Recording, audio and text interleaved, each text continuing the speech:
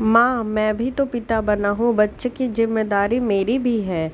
बहू, मैं नीचे बिस्तर लगाकर सो जाती हूँ, रात को बाबू परेशान करेगा तो मैं संभाल लूँगी, तुमसे नहीं होगा। नहीं माँ, मैं संभाल लूँगी, आप दूसरे कमरे में सो जाइए।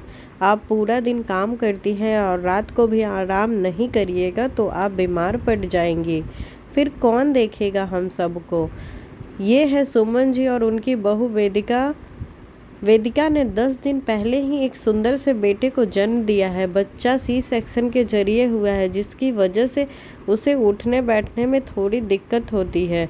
बच्चा भी शाम से सोता रहता है, जब सबके सोने का समय होता है तो जाग जाता है। दोनों सास बहू की बातें सुनकर वेदिका का पति राघव बोला, माँ मैं सो जाता हूँ। नहीं बेटा, तुम अलग सो जाओ, कल ड्यूटी भी जाना है और इतने छोटे बच्चे को लेना नहीं होगा। वैसे भी औरतों का ये काम है।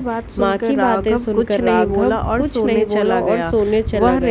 वह रेलवे में टीटी है। कुछ देर बाद सुमन पानी का थर्मस रखते हुए बोली, बहू मैं जा रही हूँ दूसरे कमरे में सोने। अगर बाबू परेशान करे तो मुझे जगा देना और हाँ, राघव को अपने कमरे में मत आने देना। कम से कम सवा महीना उससे दूर ही रहो। सास के जाने के बाद वेदिका भी लेट गई। तभी याद आया कि वह तो दवाई खाना भूल गई है। दवाई ली और पानी का थर्मस ली तो देखा पानी ठंडा है। शायद माँ पानी गर्म करना भूल गई है। इतना ठंडा पानी में मैं तो नहीं पी पाऊंगी क्योंकि मुझे सर्दी लग जाएगी और बाबू को भी। वह बाहर निकली तो देखा माँ सो गई है, हॉल में पतिदेव सो रहे हैं। उसका मन हुआ कि माँ को उठा देती हूँ, फिर देखा गहरी नींद से सो रही है तो छोड़ दिया।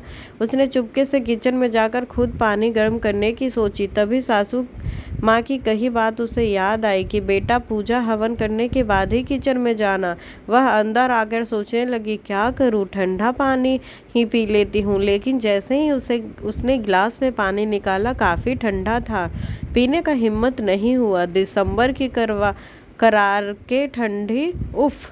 वह फिर से बाहर निकली और धीरे से राघव को उठाया और पानी गर्म करने को कहा। राघव पानी लेकर आया तो वो भी बेड पर जाकर बैठ गया और बच्चों को निहारने लगा। कितना सुंदर बेटा है, बिल्कुल मेरे ऊपर गया है। वेदिका बोली, नहीं ये मेरे ऊपर गया है, दोनों के तेरे मेरे के चक्कर में बच्चा उठ गया। वेदिका जब बच्चे को गोद में लेने लगी तो राघव उसने उसे मना कर दिया और अपनी गोद में ले लिया।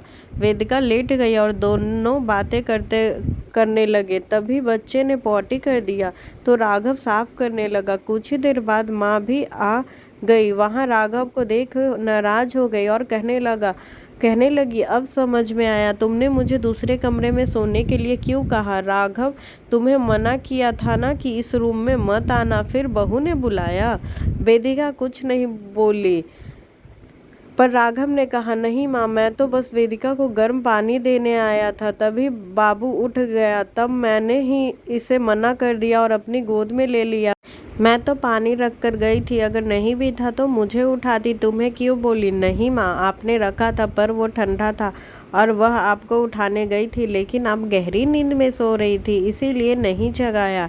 वैसे आपकी आंख कैसे खुली। मेरी भी आंख अचानक से खुली तो मैंने सोचा एक बार देख लूँ पोते को।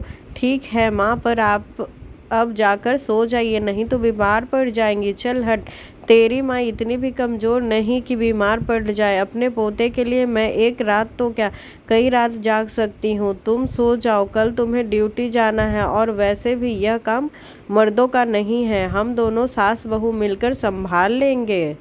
अपने 3 बच्चों को तो मैंने अकेले ही संभाला है, तुम्हारे पापा तो क्या कभी तुम्हारी दादी भी नहीं रात को जगती थी। राघव बोला, माँ आप जिस लिए मना कर रही हैं इस रूम में आने से वह मैं समझ गया, पर क्या जरूरी है माँ, जो आपके साथ हुआ वो वेदिका के साथ भी हो। उस समय दादी और पापा को समझ नहीं थी आपकी मदद करें, लेकिन मैं समझता हूँ। जहाँ तक बात है मर्दों के लिए काम, तो कोई भी काम बांटा नहीं गया है कि यह औरत और यह मर्द का है। वेदिका अपनी जान पर खेलकर आपको दादी और मुझे पापा बनाने का सुख दिया।